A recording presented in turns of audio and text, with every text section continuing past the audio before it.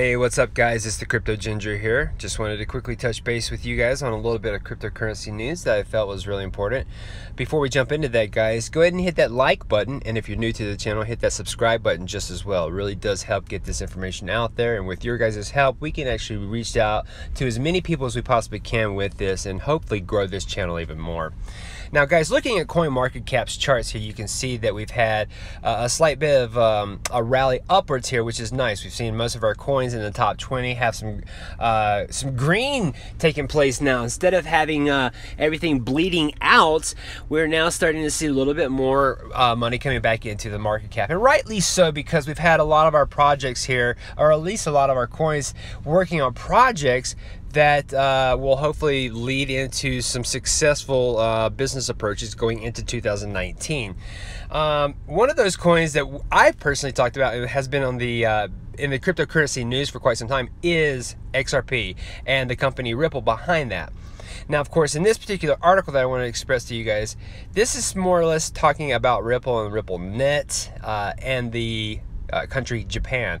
The title of this states, Ripple powering up Japan's remittance via RippleNet, making SBI largest money transfer provider. So of course, the title alone more or less kind of describes what this article is going to primarily be about. But one of the things I wanted to focus on, guys, is that RippleNet is now something that's going to be implemented through SBI to help transfer processing of payments not only faster but cheaper, and this is going to be something that will allow for cross-border payments as well. So a very successful payment processing for banks all around the world to connect together, again, for faster transfer speeds and cheaper processing payments and transaction fees. So keep all that in mind, guys. And within this article right here, I wanted to point out a couple things.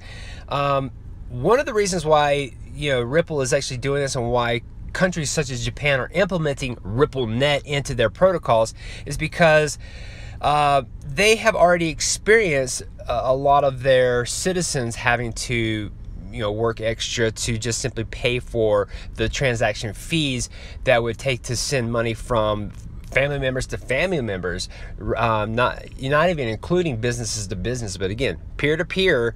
It costs a lot of money for the transaction fee. In this article here, they state that given the example of 45,000 Thai workers living abroad in Japan, a single payment transfer for them can require up to 12 extra hours of work just to afford the transfer fee and take a number of trips to a bank. Moreover, the lack of info when a payment arrives or the payments is finally delivered makes the situation difficult and costly for the workers. So they don't even know whether or not the payment has been received, let alone having to pay for an extra amount of money for the transaction fee. So hopefully, guys, RippleNet will actually help reduce all that down to basically nothing for these people by comparison, because they won't have to work extra just simply to pay for a transaction fee. They can just simply take their monies and transfer it via the RippleNet protocol through SBI. This is really interesting as well, guys. Part of the article does state that with this partnership, Ripple explains, Thai workers can open an SBI Remit account online and link it to their home account at SCB. Now, using SBI card, they can make deposits in real time visiting an ATM. Now, of course, I don't necessarily know whether or not the SBI card has been made official yet, or whether or not this is just simply the example in this article of what Thai workers can do. But the idea that they're already talking about an SBI card is extremely, extremely important, because this could lead to something worldwide where anybody who is looking to, again, be involved in some sort of project dealing with Ripple, whether it's a bank, whether it's an institutional investment company, you can potentially have yourself an SBI card so that it makes the transfers of monies significantly easier. Now, again, this is just part of the particular article. I haven't verified whether or not the SBI card is official, so don't take my word on that just yet, guys. What I do want to finish off with this, guys, is just one of the points of this this article here. I wanted to state that it says Ripple implementation by SBI has made the bank the largest money transfer provider in Japan with 10 billion JPY, which is Japan's currency, in cumulative monthly payment volume. Within 3 months, the implementation has been completed, and now SBI is further expanding its work with Ripple by jointly launching Japanese Bank Consortium. This consortium consists of 61 member banks and covers about 80% of the banking assets in Japan. That's huge. That's a majority of the banking assets in that country. It further states that it even unveiled MoneyTap, which is a first of its kind mobile app powered by RippleNet that allows the members' banks' customers to settle domestic transactions instantly. So guys, the mixture between SBI using RippleNet and then MoneyTap also being powered by RippleNet, this is going to help a lot of those people that are living in Japan and dealing with those particular types of situations with transferring money and having excruciating transfer fees. This will minimize all that for them. If this is the case, guys, and they take on that approach, that means right off the bat that we can easily see Ripple excel past majority of all of our other cryptocurrencies out there, just simply because of the use case of XRP. Something else I wanted to point out here, guys, and this is something I'm hopeful will be leading into the future of cryptocurrencies and not just simply, the limitations of Japan. I'm hoping this actually expands outward to other countries as well. But in this last article, it says Japan's FSA expands crypto team to handle exchange license reviews. So the idea here, guys, is that the Financial Service Agency hosted the 5th study group meeting on cryptocurrency Wednesday with trading platforms, scholars, lawyers, and government officials present. It says right here, Kiyotaki Sasaki, I hope I did not butcher that, but he or she is the Vice Commissioner for Policy Coordination at the FSA, says the authority currently has about 30 people in charge of the overall supervision of crypto-related activities, including license, registration, reviews. In the article, it further goes that they are looking to expand this, or looking to expand this committee meeting and hopefully start organizing more people that are not just in these particular committee meetings, but also government agencies to start opening themselves up in relationship to studying and understanding the cryptocurrency space.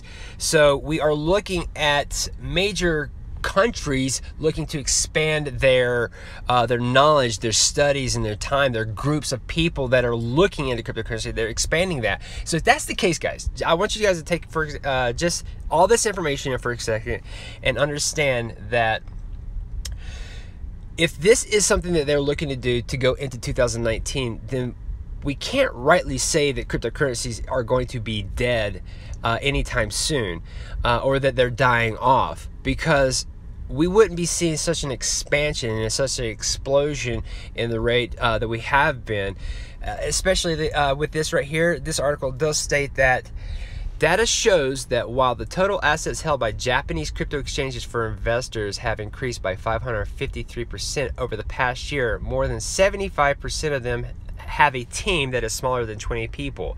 So the idea is that these particular exchanges in Japan are increasing. They're increasing their percentage and as far as investors coming on board, but they just simply don't have a large enough crew of people. So again, organizations, government officials, or government agencies, and then of course even cryptocurrency exchanges are looking to grow their companies. They're looking to grow. They're not looking to shrink or get rid of themselves. They're looking to grow. If that is the case, again, guys, we should be expecting to see cryptocurrency and blockchain technology take over, and that is what has been the major talk about a lot of this, and I can only see XRP being one of those primary coins to do so. Now, I'm going to end this video, guys, with one little thing here, because I think that this is absolutely insane. This is just another article talking about the major crypto companies from DC lobbying groups.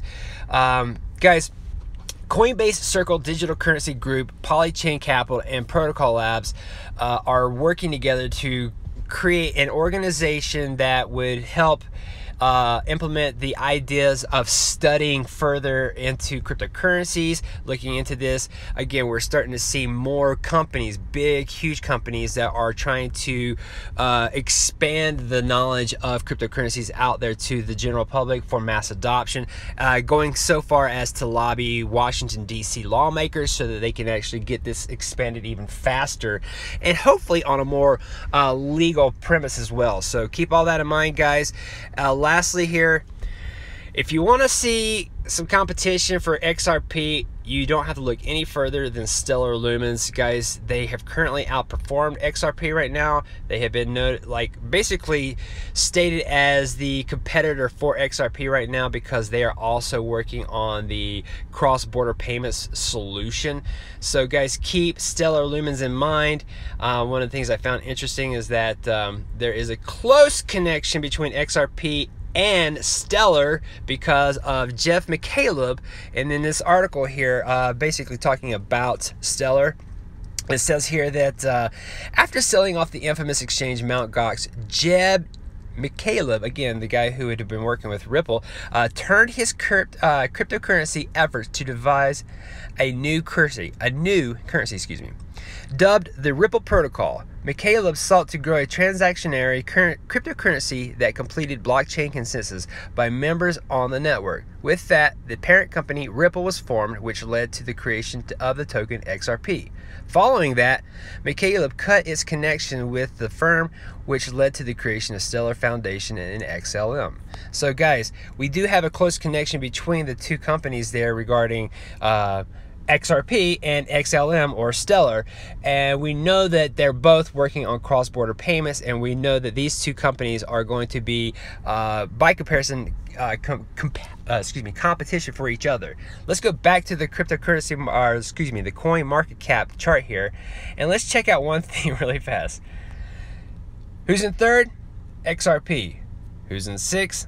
XLM or Stellar. So these two we should probably be keeping our eyes on for cross-border payment information and news, and I would imagine that's what's going to help excel a lot of our cryptocurrencies into a better and positive, a better positive direction there. So apologize for stumbling on my words, guys. It's morning time here where I'm at, and I'm getting ready for work. So thank you for listening here, guys. I hope this helps. I hope this helps drive you guys further into, you know, you're wanting to be a part of the cryptocurrency world, staying here and not scaring you off. This right here, anything that's negative news, guys, is just simply to scare you off.